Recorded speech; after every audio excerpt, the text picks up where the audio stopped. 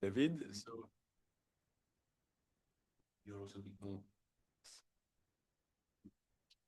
I'm waiting for the PowerPoint. Yeah.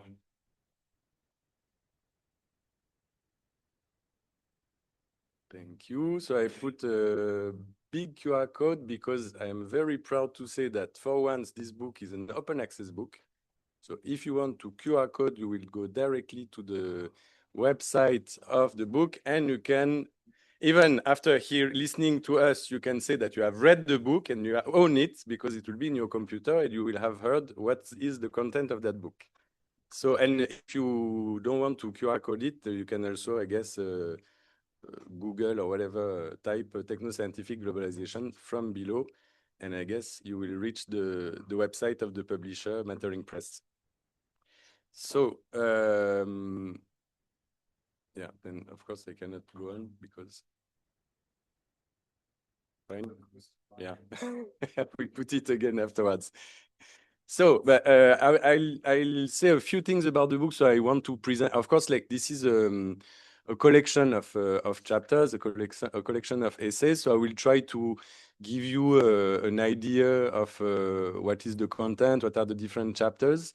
But before this, I would like to say something that really matters to me, which regards the how we worked on the book project and what led us to that outcome.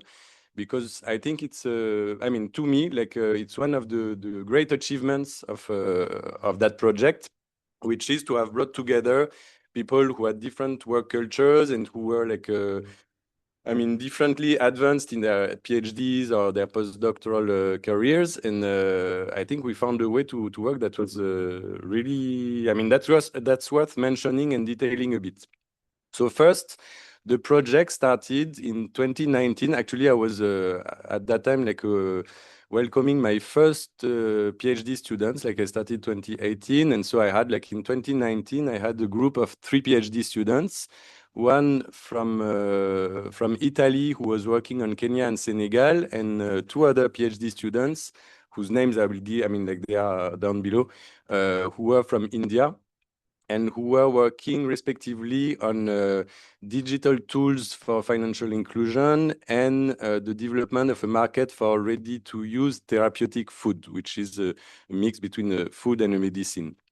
And so the thing was that we had an issue, like I was appointed to be a PhD supervisor in this interdisciplinary field of science, technology, and society. And for my PhD students, it didn't make completely sense, and they still needed to discuss what is STS, like what kind of literature, what kind of topics relate to this. So we started with a reading seminar in 2019, like for 1 year.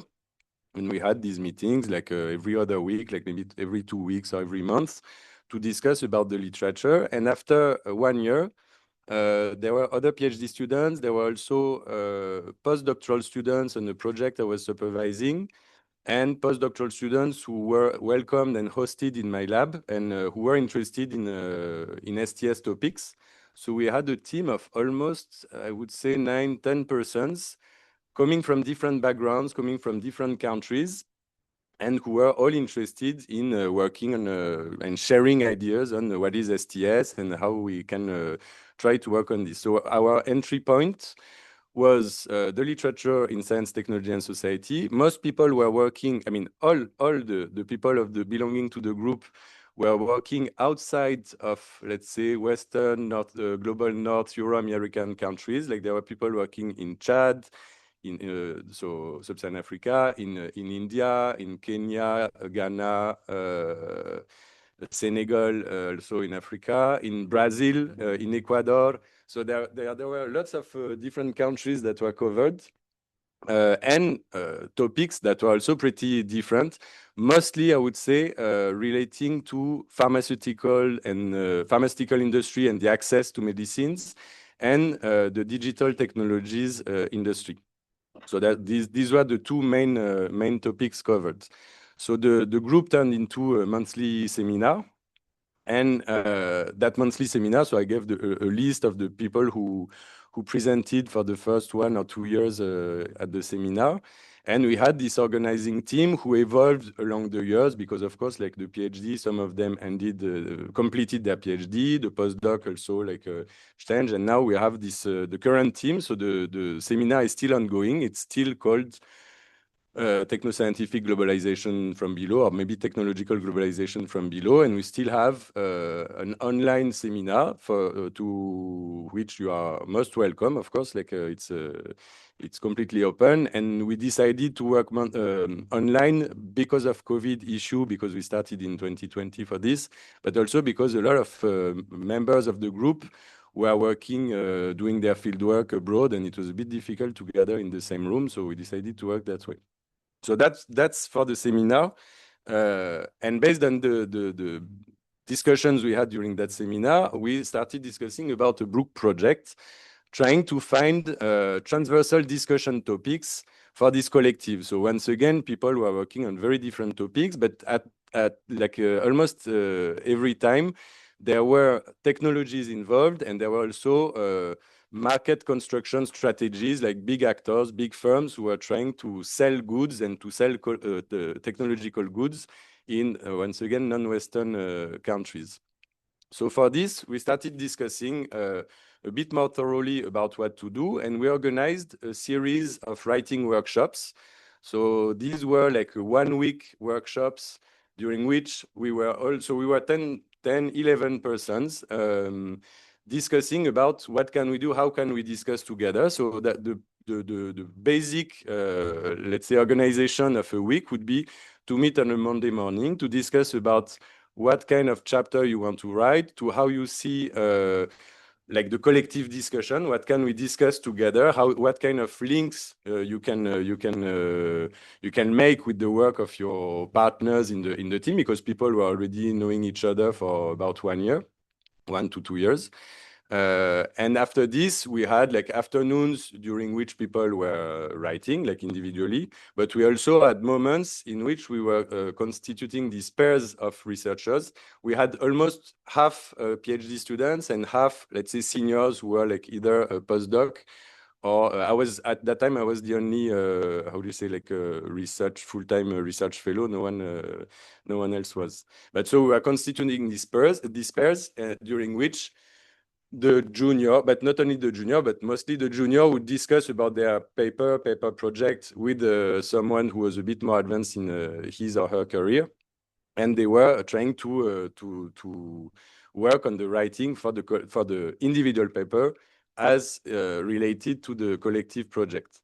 So I want to insist on this because to me it has been a very beautiful experience of collective writing.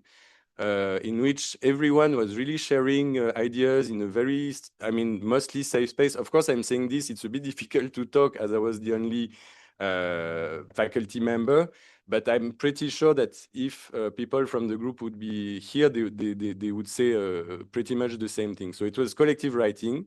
The organization of the week also, it's an important point to make, was purely democratic. We were taking decisions collectively. We were organizing the seminar, deciding about the sessions for the next year in relation to the collective project all together. And we were also doing the grocery shopping and the cooking together, which is a very important point because it's really, once again, it really created strong bonds and strong relations between the participants. So that part was really fantastic to me, and I think for most of the group. One limitation of this is that it has been a very long-run project. Actually, publishing a book takes time. I didn't know so much about it, and especially in these conditions. So Mattering Press is a great publisher especially for STS books. It's also working in a, how do you say, like a non-profit way. Mostly people who are working with you on the book are fellows, research fellows in the university, mostly in the UK, I think, but not only.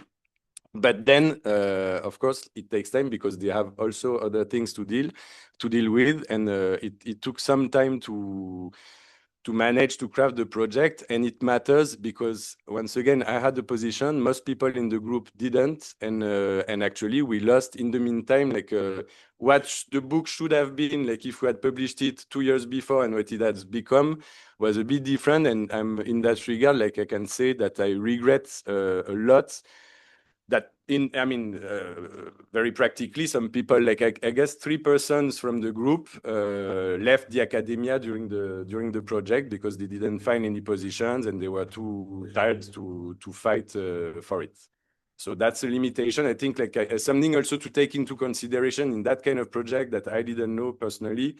And maybe if we had found something faster, it would have been nice. The thing is that we also considered publishing in a journal, but the problem with the journal would have been like, since we had a lot of junior scholars, we would have lost, I guess, like a good third or half of the papers because we could not impose the publication of these papers. Like in the case of the book, you have more space for negotiation with the publisher.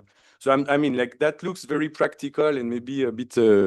It's not high science now, but I think it really matters because, once again, it's something that to me, it's not only an academic scientific project, but it was also something like as, let's say, an organization experience as to how you can work collectively. And so that's why, like, I'm showing you a few pictures of the group members. So you might recognize, some of you might recognize some of them who were the initial team. So from Brazil, Italy, India, Chad, France, and so on, Ecuador. And we were also like having like very healthy activities, like playing ping pong and visiting places. This is the garden of Giverny, like below on the right. Voilà. So that was a very nice experience. Now, as for the more like for the science and the content. The methodological stance, so I will maybe, of course, like go a bit too fast on this. I would say that the collection is based on sociological or anthropological. So some scholars were from anthropology, some others were from sociology. We had also a historian, but more contemporary historian. So most of the case studies are based upon, let's say, fieldwork and interviews in a pretty classical way. These are very situated fieldwork situations, mostly based upon PhD work or works within postdoctoral projects. The second and third thing I want to say is also like why we were talking, like the kind of vocabulary we are using, because it might be like, some people might disagree, but I think, so we decided to talk about the Global South. First of all, because we needed also to find some, we were looking for connections between countries and between cases. So it was a bit difficult to stay into pure country nominalism. And we decided that Global South would be pretty convenient. I would say, I would add that to me, it also makes sense to not, I'm pretty uncomfortable with positions that are always saying, yeah, but like, why are you talking about the Global South? Because like you have only India, China, Chad, like situations are always different. I think, in a way that I'm willing to discuss about this, but at the same time, I think like this position often tends to obfuscate massive inequalities in terms of access to resources. And so I think it's also interesting to, at some point, to try to work with these larger ensembles, and Global South was pretty convenient for us, even if, of course, the condition was also to look at the singularity of each country or social group situation when we were working. The other term that might be a bit hurtful for the eyes is the notion of from below. So I would say that we resorted a bit intuitively to from below from the beginning, based on Edward Thompson's proposal to make a history from below. So Thompson, like, has been discussed largely also, but his proposal was to work on history as seen as from the working class, from the peasantry, from the crowds. That's part of his proposal. Ours is also pretty much in line, not only with Thompson, but I would say more with the whole literature on globalization from below, because there's a pretty large, vast literature in anthropology of markets, in geography, economic geography, on how globalization is not only shaped, let's say, by the GAFAM, but also by a lot of circulations that are, to say it quick, like informal and illegal migrations, informal trading, and this is the kind of things at the beginning we were planning to look at. And the last point regards our critical stance, like what kind of critical stance we had, like using this sort of vocabulary. I think it's a bit heterogeneous in the different papers, in the different chapters. But basically, the plan was to try to take into account global inequalities and how they manifest themselves at the level of the groups we were working with or we were discussing with. But at the same time, most of my colleagues were pretty attentive not to let's say, not to stay stuck in a position that would be only the denunciation of extractive processes of exploitation, and they were paying great attention to what kind of empowerment or agency like is at play for the actors we are looking at. So it's on the thin line. So sometimes I would say it's not an overly critical book. Maybe in my own taste, it's sometimes a bit too vague and too not critical enough, I would say. But at the same time, like that was also very important to take into account these, I mean, as you will see, like the different processes that are at play. And like sometimes it's, I mean, I think we are more in line with what the fieldwork has shown. So that's for the, let's say, the major stance. Now for the topics and so the content of the book practically. So I'm listing the topics. It's mostly dealing with vaccines, generic medicines, delivery apps, air pollution measurement devices, digital payment systems. The geographical areas covered from Latin America to Sub-Saharan Africa and a bit of Asia. So Brazil, Chad, China, Ecuador, Ghana, Kenya, India, Mauritius, and Senegal. So some papers are dealing with 2 countries, it depends. So it's not a list. What I can add is also that there is, of course, lots of topics or areas that we have not addressed, especially as regard the current areas of interest in STS. I would say like AI is not there, like sustainability studies are not really covered. We have nothing on transition, like on electric vehicles, or there would be a lot of topics and case studies to add. Of course, like we just did something with the means we had at our disposal. So, but that's like, in a way, it's just a step in a discussion that I would hope would be a bit larger. Now for the contributions made by the papers. So it's like here I'm mostly following the order of categorization of the book. So we have like 10 chapters and one general introduction, and the 10 chapters I think are organized through this sort of categorization. So we have a first series of papers that are dealing with the interactions between technology, migration, and informal labor. So here I can mention the work of Henry Chavez and his colleague. Henry has been working on how the platform economy is organized in Ecuador, and he's showing mostly 2 things. The first is that there is a massive market, a black market for workers profiles, because like in Ecuador, there are lots of migrant workers, half of them coming from Venezuela, but not only, from also other countries. And these workers, these migrant workers are working a lot into the field of platform economy. So Uber Eats, and so on and so forth. I mean, and also local players whose name I forgot. And so they cannot access, of course, officially to profiles, and they cannot register in this economy, but then they are depending upon other people, Ecuadorian, who are subletting, renting their profiles to the workers. So that's one, like the high dependence of workers on that economy, and in that economy on the entry points. He's also documenting how these workers are trying to cheat, I mean, not to cheat, to hack the system, to understand how it works in order to get more demand and to be able to work more. And he's showing a particularly interesting fact, which is that the workers organize their own platform. That is to say, they have discussion threads, and they use multiple phones actually to collectively try to enter in I mean, to have a system in which one worker would be doing, how do you say, like a delivery, they would be delivering for one demand, but at the same time, his collective is using another phone with the same profile in order to get the next order in a faster way, and especially on the road from the airport where Henry and his colleague have been working. So he's looking at both, let's say, the constraints, but also the resistances to the system and the way to try to divert the system and how it's working. The other point on the informal economy, like, and the link between migration and technology, is an interesting paper by Mohamed Javed Alam, who has been working on, let's say, the circulation of knowledge from below.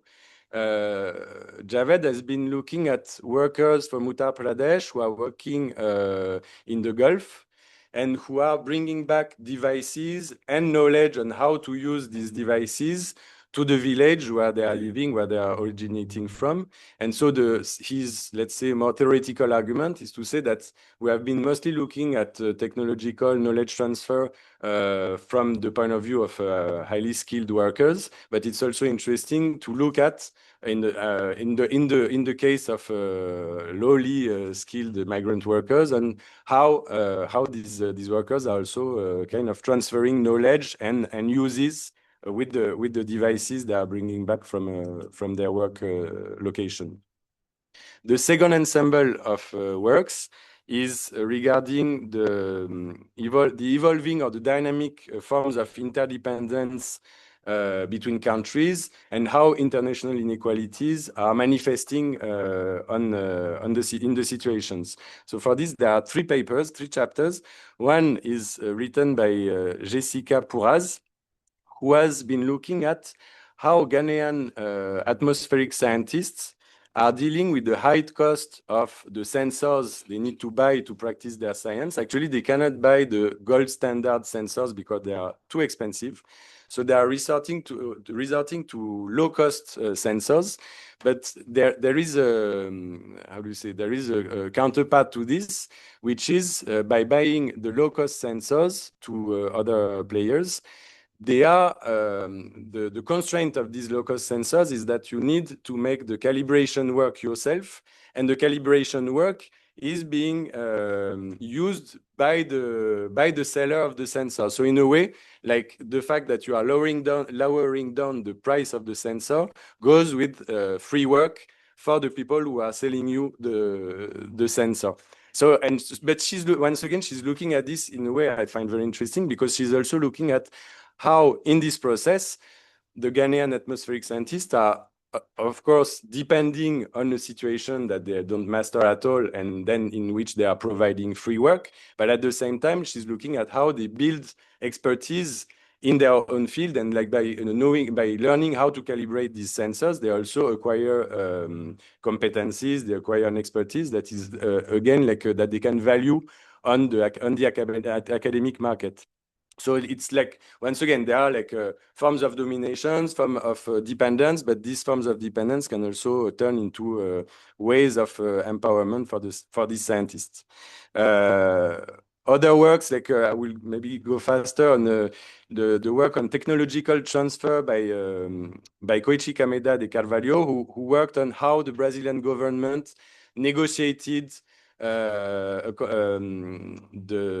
the AstraZeneca and Oxford University, how to get manufacturing capability during the COVID time for the COVID vaccines. So it's showing once again, like the Brazilian government at first is highly dependent on vaccines that are coming from abroad, but on the way along the epidemics, the government and the scientific institutions and industrial institutions in Brazil are negotiating with a series of actors as to how they can build a local competence in terms of producing their own vaccines, which they today do.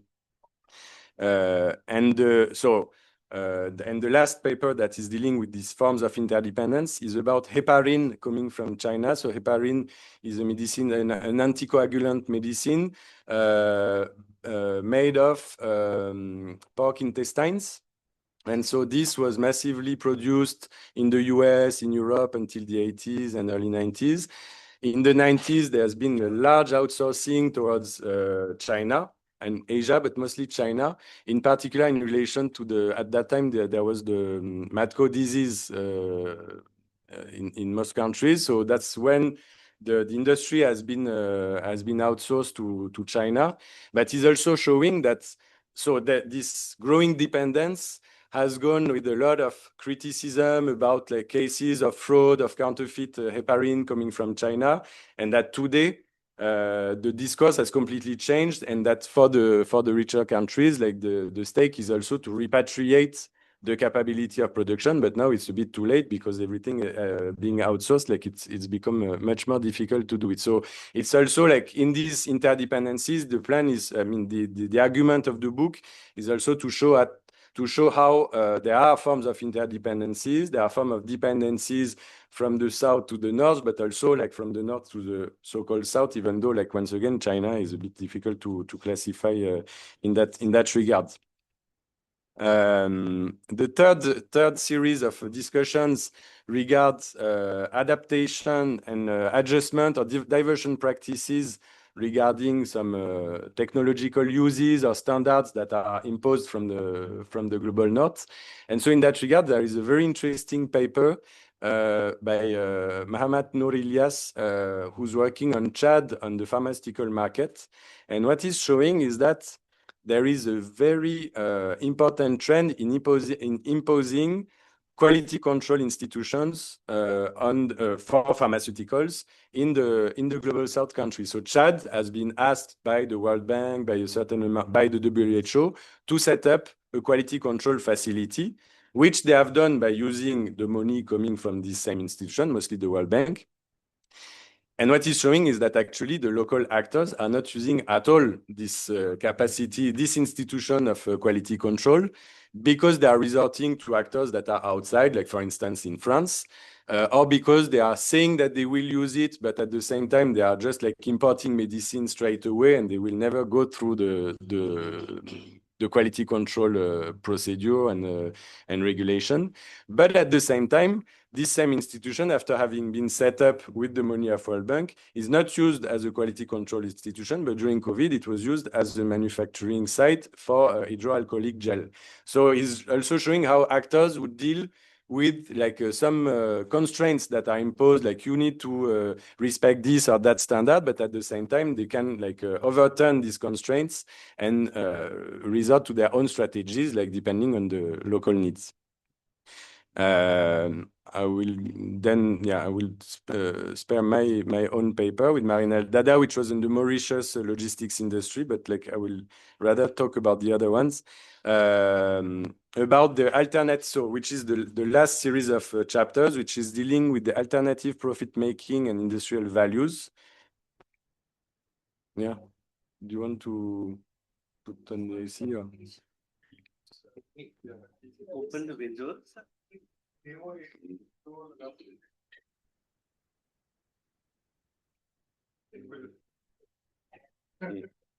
So last series of chapters are dealing with alternative profit-making strategies. And one good example of this is the strategies of generic pharmaceutical generic manufacturers in India and their own market strategies, because there's been lots of debates about how Indian manufacturers would be or would not be respecting the intellectual property law.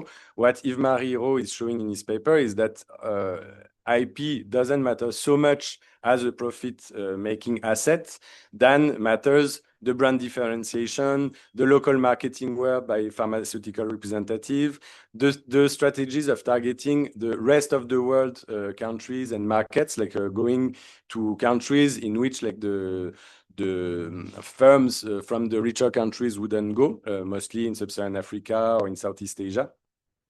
So what Yves-Marie is showing is that to say it very briefly, generic manufacturers from India are as capitalist as the northern firm would be, but at the same time, they just resort to different sort of strategies. And yeah, maybe I will stay. I will stop here about the chapters. There is also one chapter on this ready-to-use therapeutic food, which relates a bit to Yves' argument, and another on the production of national or sovereign technologies in Kenya and Senegal by Cecilia Passanti.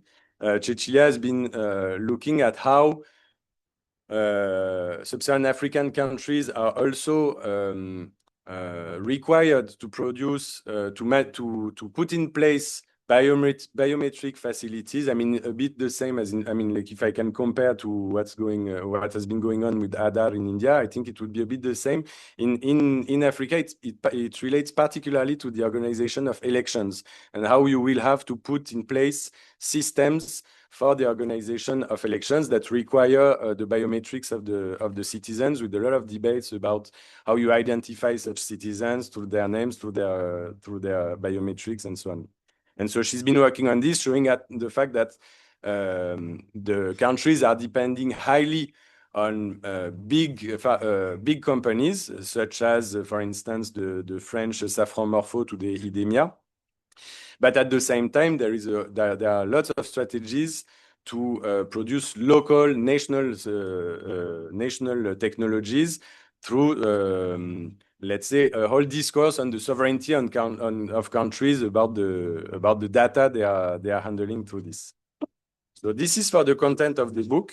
And now, like in the 5 last minutes, I would go to what was the analytical proposal. So as you can see, it's a lot of very different topics. Like they relate sometimes a bit, it's not obvious how they would relate. What we tried to do with our own constraints of the group and how it was working was to try to contribute to these STS debates that have been occurring, let's say, since late 90s at least, about this subfield that is called postcolonial studies of science or technoscience, depending, the expression doesn't really matter, I think. And our own was an attempt at outlining some of the major features that characterize or that would characterize technological globalization as seen from the global south, and differentiating it as much as possible from developments in the global north. I wouldn't say that we manage our attempts, but that's what we were proposing. And so what we are proposing is a series of 8 features that might be, I would say, primarily dominant in global south countries, and that relate to what is the experience of technoscientific globalization or the expansion of technological markets from the point of view of global south. So I will go pretty fast. But so here we are basing ourselves on our own case studies, but also on the readings and the discussions during the seminar. And so that's only a proposal. I mean, ideally, I would like to see this a bit discussed and contradicted. But I guess the plan is to try to refine this.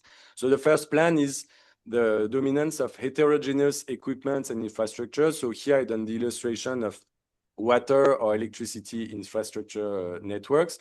Edgerton has talked about Creole technologies also, taking a lot of examples. Like David Edgerton has been working a lot on these issues.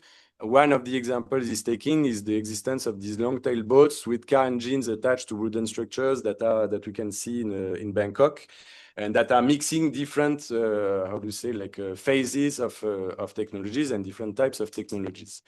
The second point is the alternative profit-making strategies, so that we can see in BOP, bottom of the pyramid market strategies, these market strategies that are targeting specifically the poorer segments of society. But there is a lot of tools like M-Pesa in Kenya. So I think M-Pesa has been put in place in 2007 or 8. And that's the digital payment system that has been put in place in Kenya when there was barely anything in other countries, and that has been extremely successful. So there are massive strategies of profit, but they address like a very particular context in terms of technological equipment and how to address the populations. The third would be the emerging forms of governance, a bit vague, but what we wanted to talk about with this was mostly like what is going on with the surveillance and identification technologies, what kind of representation of governance and of citizenship are at play in projects such as ADAR, for instance, or the technologies, the voting technologies put in place in African countries. Fourth would be like the constraints put by international inequalities. And here, like the access to COVID vaccine is, I think, pretty, talks pretty easily in the sense that like all the vaccine hoarding that happened in the beginning of the epidemics has very well shown that for a lot of countries, like you cannot even dream of accessing the vaccine if you don't have the capacity and if you are relying on the richer countries for this. The fifth would be the cost of environmental externalities of development. And here we can talk about once again, it's only illustrations, but the plan would be to fill this right column with a lot more case studies, heat waves and air pollution, which are of course higher, like in most of global south the metropolises. Then the centrality of adjustment and adaptation strategies. So I was talking about the Chadian quality control lab, but there is a lot also to say in the pharmaceutical industry about reverse engineering, the fact that most global south countries are more dependent upon standards that they are not setting up or that the industrial actors are not setting up, but then they need to adjust to these kind of standards. The seventh is the uncodified innovation and maintenance strategies. So to say informality, I didn't want to write informality because I'm always scolded for doing it, but I guess like it's a bit what is the idea behind it. So Juga, here I think we can refer a lot to Sharadindu Baduri's work, since a common colleague. And the last one is about the alternative technoscientific imaginaries, which also is a bit vague, but the idea was to pinpoint different ways of constructing the interaction between between the state and the development of science. I didn't write in Udfa science here, but I guess like that could be the kind of discussion that could be led.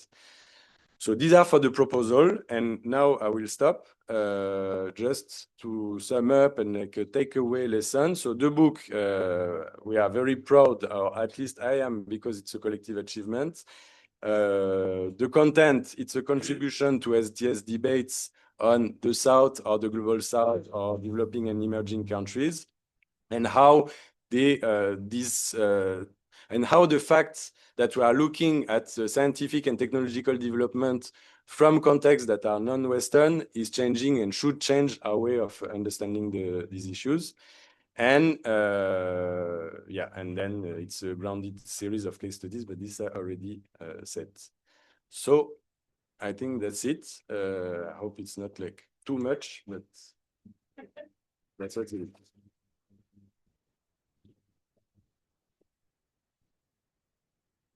Thank you, Mathieu, for your presentation. Yeah. There is one more thing I need to add, which is, it's just like I wanted to say, I forgot it because I'm under too much stress. But like I wanted to say that I'm very happy to listen to Navin and Vidya's discussion now, because we have been like exchanging for quite a while actually, but in a bit discreet way sometimes, like I'm coming, then I'm not here anymore. And so I'm very happy to have this opportunity to have these two specialists of STS, like eminent members of the Indian STS network, to maybe like hear about their comments and what they think about that project. And I see that really as an ongoing discussion. I mean, like this is only a brick in a discussion that I think is much larger, and like you can discuss about what you want, like the the state of things regarding STS in India would be great. Thank you. Without further ado, Vidya, Naveen. Vidya, if you'd like to turn on your mic. Okay. First, can I say how nice I feel? He called me eminent. Did everyone hear? People were here, right? They heard him call me eminent. Okay, good. Oh, they're recording it as well. I'll bring this back. This will come back. This will come back too.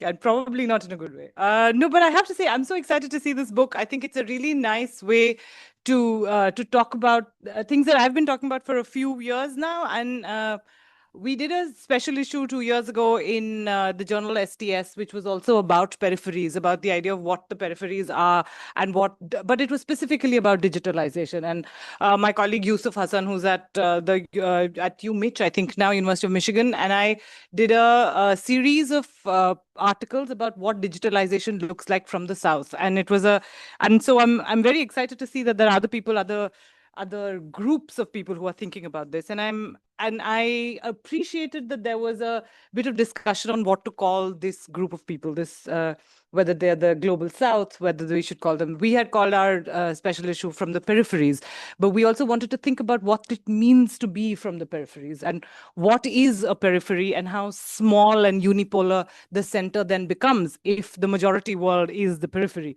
And if everybody who's in so many ways, the sort of extractive site of what has now become a sort of techno-feudal space that in technology, what it means to be from the peripheries and then do STS, do critical work from these spaces. And so I was very excited to see that there were two things that particularly struck me in the book. The first was the refusal to see the global South as a victim. The idea that that somehow the global South has become this space from which we must be, to come up from and there is a sense of colonialism. I'm not saying we should disregard that, but to see the global South as people with a voice, as people who do science for themselves, who are able to produce knowledge, is a very important thing. I think at this point, instead of thinking of development as something that is given from the West to the rest. The other thing, of course, which is very close to this, but and has an important difference, is to refusal to see the global South as a sort of heroic alternative. I'm very skeptical of looking at global South knowledges or knowledges that come from what we now call global South, and I will for this. I'm still not sure what to call this space.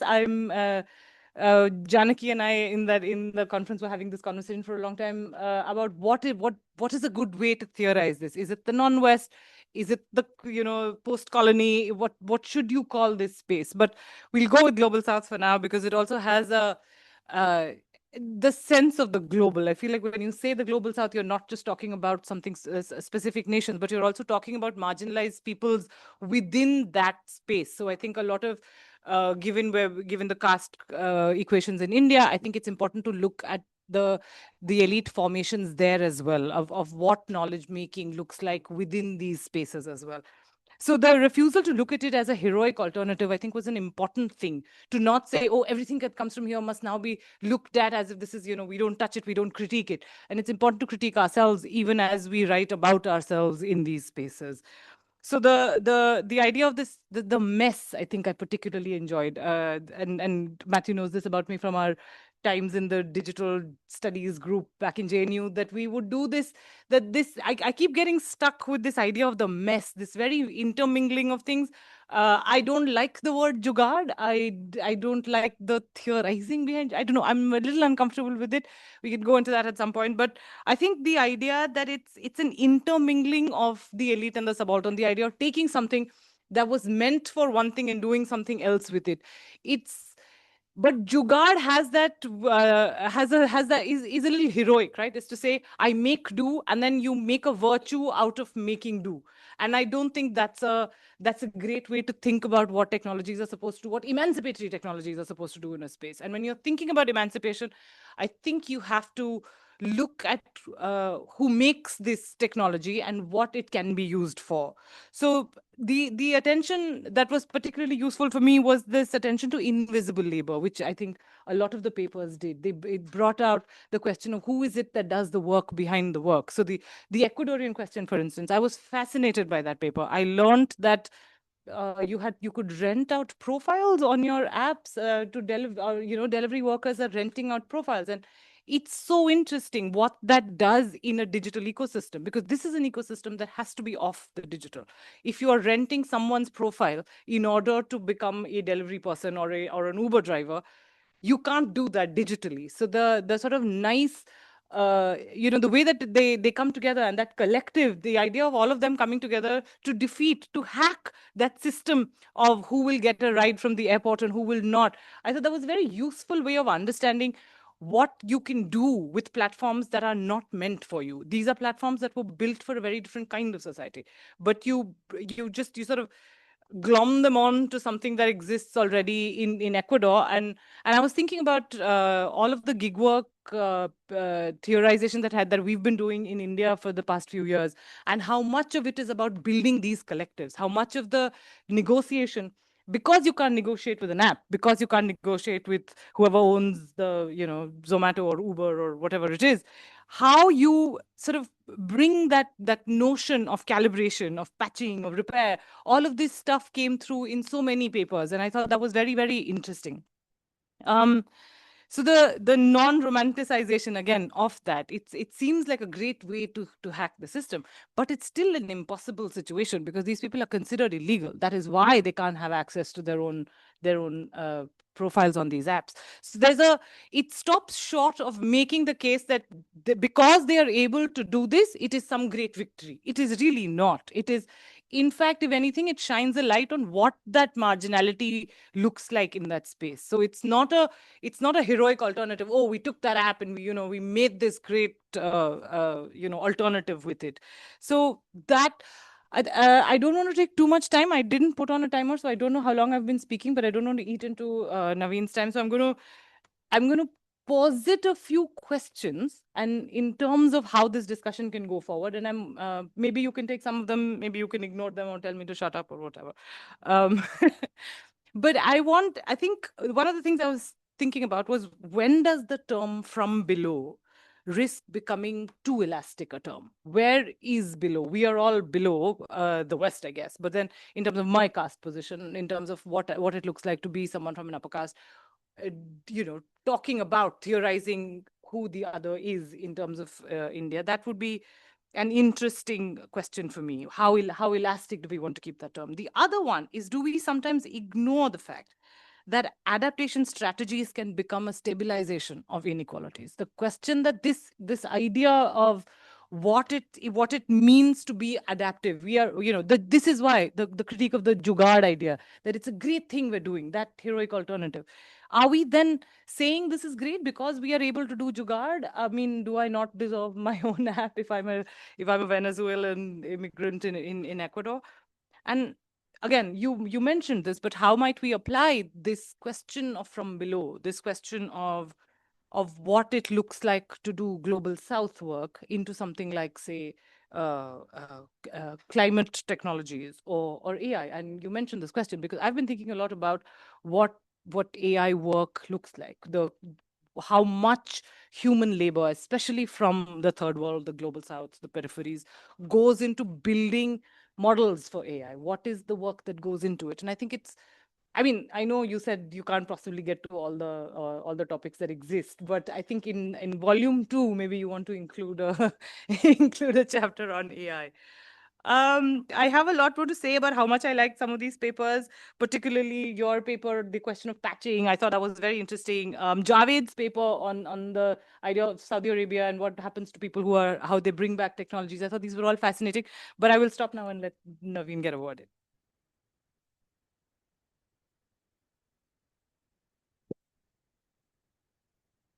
Thanks for having us here. Thank you. And thank you, Matthew.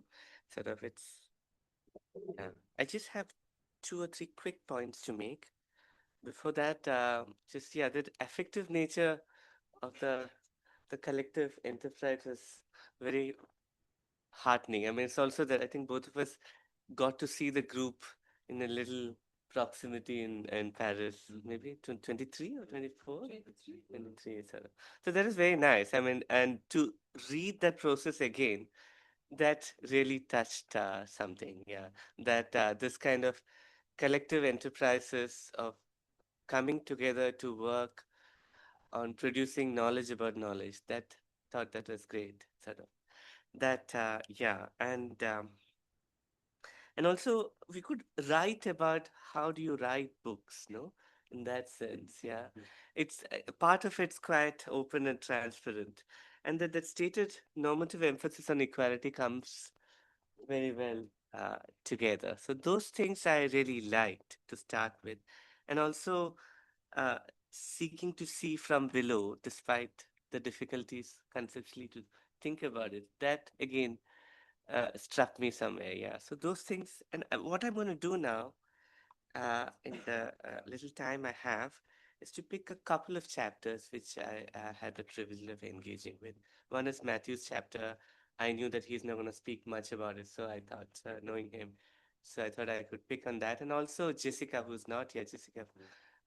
Again, I had the privilege of, when she was here, she was trying to do the same work in Delhi, and then she had some interviews with me as well. So I had some curiosity about that. So I thought those two things quickly I could just pose some questions. And I think Vidya has already spoken a bit about Matthew. I mean, yeah, maybe.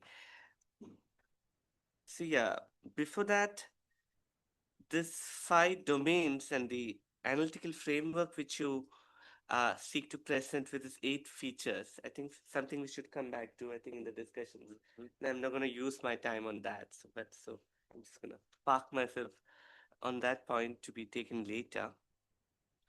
So if you look at Matthew and Marine, is that how you pronounce it? Marine? Okay, Marine. So they're trying to get a picture about how it's a picture about contemporary capitalism. No? I mean, if you, someone like Amitav Ghosh, if you look at the trilogy Sea of Poppy, you see a certain way in which capital seeks to make things flat. Right? I mean, that's, if you want to make life accessible to capital, you need to make things flat, at least conceptually. And that's a project which is an enduring project in global capitalism. And you could see a glimpse of that in their piece. How try to, so the words they use is seamlessness. How do you make things seamless so that you can access markets, you can access bodies, access different kinds of knowledges. So that project comes to such sharp relief in the short work they do. And what they seek to do, from what I can see, is through a series of interviews. They interviews of people who are working the so-called infrastructure logistics interface in Mauritius, whose ambition is to make themselves as a hub for movement of capitalist goods. Yeah, so that's and the broad insight they seek to come out with is to say that most things are getting digital, and it's a certain kind of knowledge which becomes central to the construction of seamlessness through a particular set of technologies which are information and communication. They emphasize on information, but what I see is an ICT, right? Sort of a classical ICT kind of thing, which is moving from not beyond the classical nature of ICT into, they suggest that there is something about robotics coming in. And that's a familiar story of last 10 years with Amazon, you see. I mean, the picture of Amazon becoming the factory for the world, where right from acquisition of raw materials all the way to making those goods, and all the way from the goods to reach home, everything becomes seamless.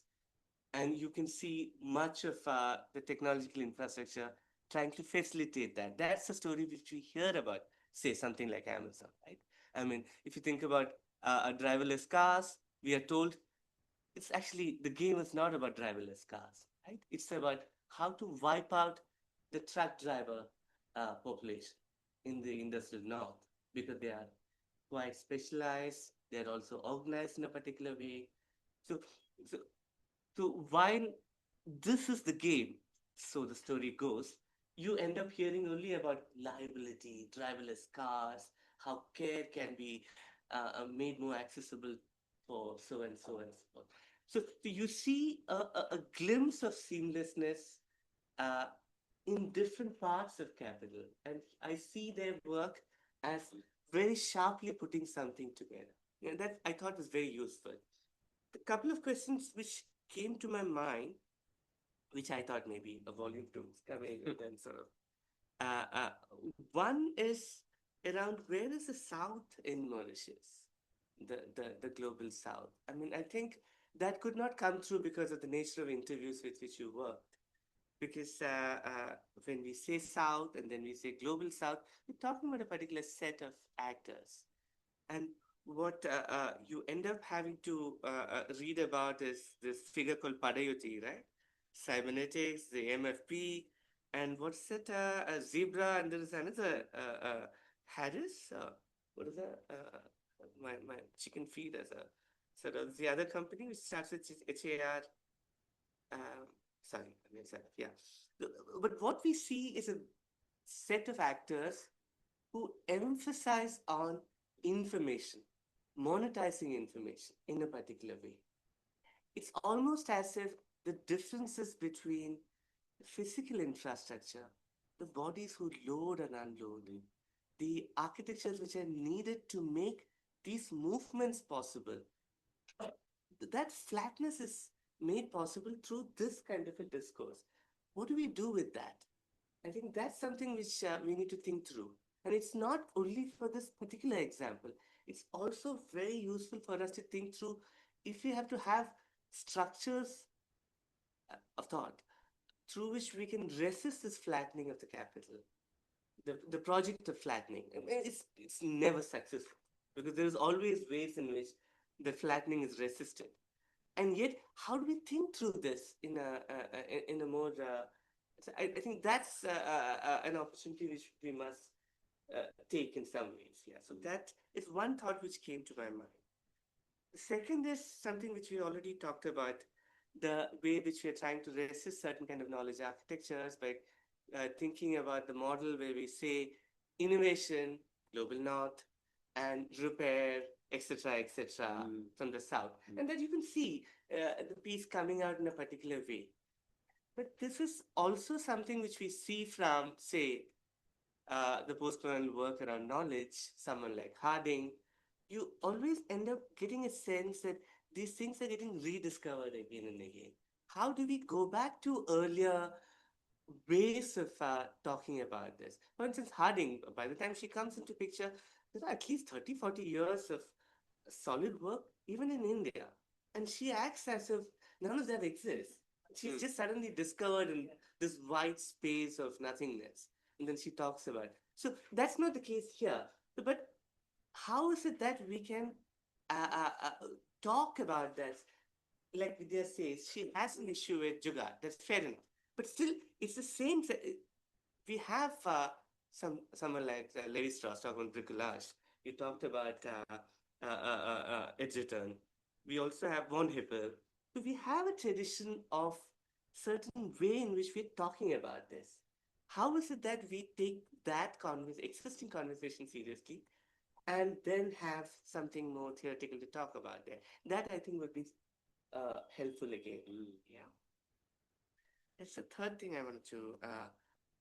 The fourth thing which I want to stop with for that is the question of interoperability. I think it's an extremely valuable analytical device to use, and it's also the talk which the technocrats do. So it's very useful to appropriate that term and how to unpack it. I think around that there is so much work which we can do.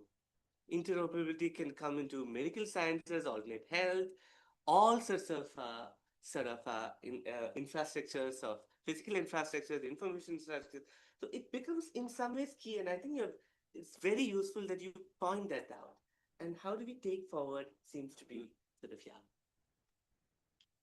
Did I hear? Sorry. Yeah. Can I have a couple of minutes left? I think it will be nice if you, Yeah, if just we can open the discussion. sure. Just a couple of the things from Jessica's and Alison's piece, which was, as Matthew talked about a particular kind of ways in which calibration and validation of LCS is done in Ghana. And I was quite curious to know, there is a good amount of work around calibration, modeling, weather modeling, all kinds of long-term ecological research, how these automated modelings are coming into picture in the last 15, 20 years. And it would be interesting to see, how do we move beyond? These Ghanaian scientists, surely they are playing with the physical instruments. They're calibrating it, repairing it, moving it around. Sure. And that's valuable by itself.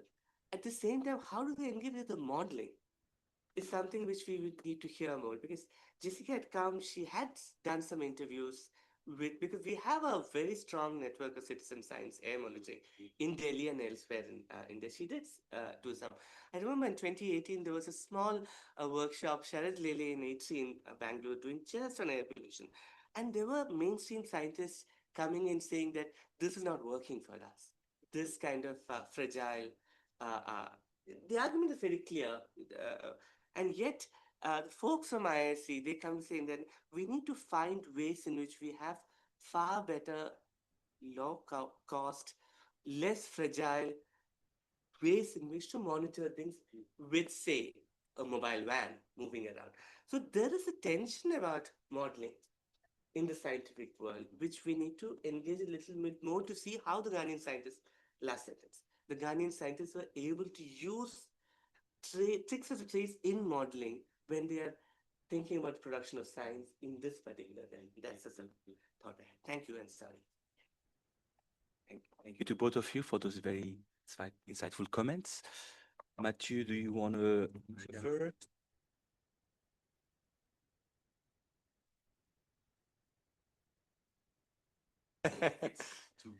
Why?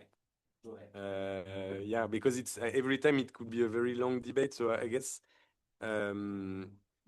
maybe I will try to answer briefly. Like so, as regards the use of the term from below and the risk of becoming for it to become too elastic.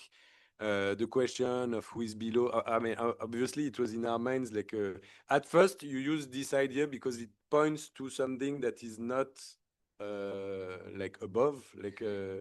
But then, of course, and especially working on science and technology, because if you work from below with illegal migrant workers, or then it's in a way like the stereotype of the from below is confirmed, and you don't have to think about it too much. But like when you are working with Ghanaian atmospheric scientists who are going to conferences abroad and who are pretty mobile, I mean, like it's completely different. So I think that this is something that we should, I mean, that we've been taken by this work to interrogate a bit more, even though we used that term from the outset to interrogate situations that were in contradiction to yeah, high resources settings, which was the basis. But then, of course, it's the I mean, that's something, what kind of category, what kind, or maybe because it's interesting to take a category to criticize it and not to have to assume it like till the end, and because how you play with it and how you know, like you try to deconstruct it partly is also part of the work. I mean, at least we were not able to move beyond this at that stage, and that's really something that would be interesting to look at, especially, I mean, like through your own work on the peripheries, other works on non-hegemonic countries, like what kind of proper discussions would be. The critique of the Jugad, I think, like, I mean, the question for me in adaptation is not the way we approach it would not be heroic. I mean, the way I understand it is not heroic, because you need to adapt to situations in which there are constraints, and these constraints can be pretty important. So I think adaptation here is not to celebrate something that would be the arts of resistance, or but it's something that you just need to do. And like when we are like pinpointing in these categories the importance of adaptation, I guess that any kind of firm, be it in the north or in the south, has to adapt. But then the thing is like what kind of adaptation is at play, and I guess like the importance of for the markets we are looking at, for the pharma industry, for instance, the adaptation to standards that are definitely not the standards imposed by the local industry. This is something that we want to explore.